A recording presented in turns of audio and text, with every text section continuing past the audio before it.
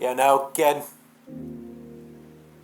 we're gonna talk about L.A Noire.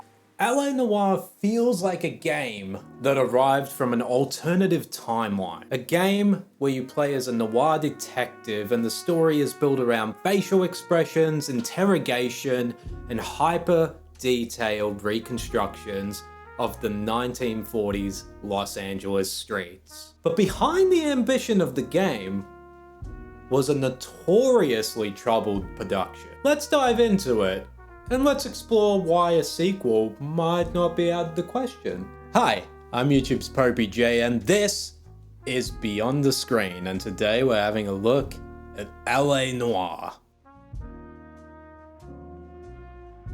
So I think when we're talking about L.A Noire, we need to talk about the production, obviously, because this is one of the most notorious games with the most trouble production in video game history, to be quite honest.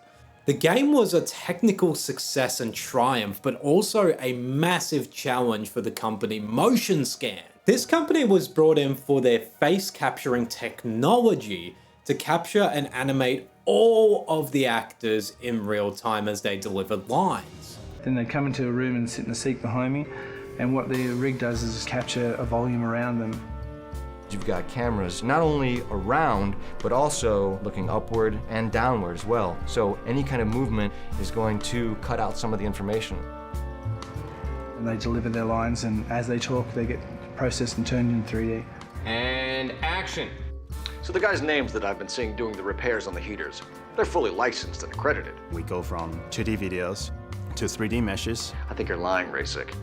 I think some of your men aren't fully licensed. To compressed versions for the game. I think some of your men aren't fully licensed. But the innovation of this technology also contributed to the difficult production of this game, as they had to scan every single actor involved and capture their real-time dialogue while there was like 50 cameras around their head. It proved to be such a technical challenge that it kept increasing the budget and delaying the schedule again and again and again. This proved to be a really big breaking point for Team Bondi, who were the company behind L.A Noire. Team Bondi spent years developing this game, and as a result of the director of the company, it led to immense pressure, turnover of developers, and controversy surrounding working conditions. 1 month after the launch of the highly anticipated L.A Noire, a strange website appeared. LANoirecredits.com. On it were the names of more than 130 developers who were either miscredited or left out of the game entirely. According to employees, it was incredibly common for him to scream at whoever was pissing him off right in the middle of the office in front of everyone else. And if the atmosphere wasn't bad enough, the working conditions were even worse. It was quite common for employees to be working 80 to 110 hour weeks. Working overtime and weekends was just the norm. Because of all these factors and the development of L.A Noire, this is the reason that Team Bondi basically released L.A Noire and then immediately shut down. Bye, have a great time. But the reason L.A Noire still stands out to this day is because it doesn't play like a click and point detective game. It actually feels like an in-depth, story-rich detective drama. Players are consistently having to weigh up the evidence, look at people when they're interrogating them, all the facial nuances to determine whether they're lying or telling the truth. And that's what stands it out among any other game. It also nailed the atmosphere. It perfectly recreated 1940s LA and puts you right in the center of that. You feel the atmosphere, you feel the authenticity behind all of this. Everything had been meticulously studied, to the cars, to the signs, to even the clothing that was used during the time period. It's a triumph of people researching and bringing all of that together to create such an immersive atmosphere. While Team Bondi does not exist in the modern day anymore, I feel like there's still a potential for a sequel to happen. I feel like Rockstar have focused so much on GTA and Red Dead Redemption because those are the two IPs most recognized in that company, but L.A Noire seems like it's just kind of getting tossed to the side, forgotten to time.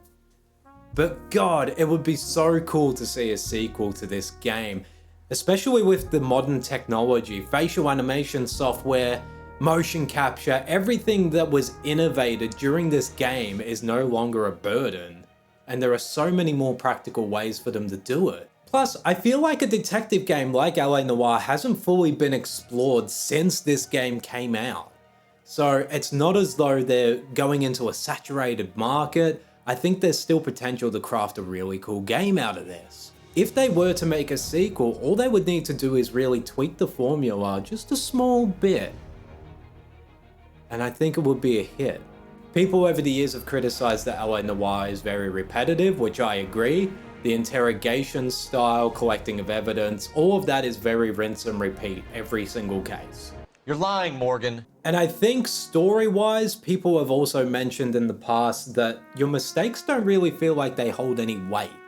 There's no real urgency, there's no real consequence for doing something wrong. And I feel if they brought that in and made it really like a life and death situation, it could really be a cool game. That's it, you're going down. Get back in there and raise some lumps, boy! Oh, why do you have to shout at me? The captain keeps shouting at me and it's all your fault. So with a couple of tweaks, L.A Noire could be revived and become a massive IP for Rockstar instead of just being a kind of forgotten story that's only appreciated by a few.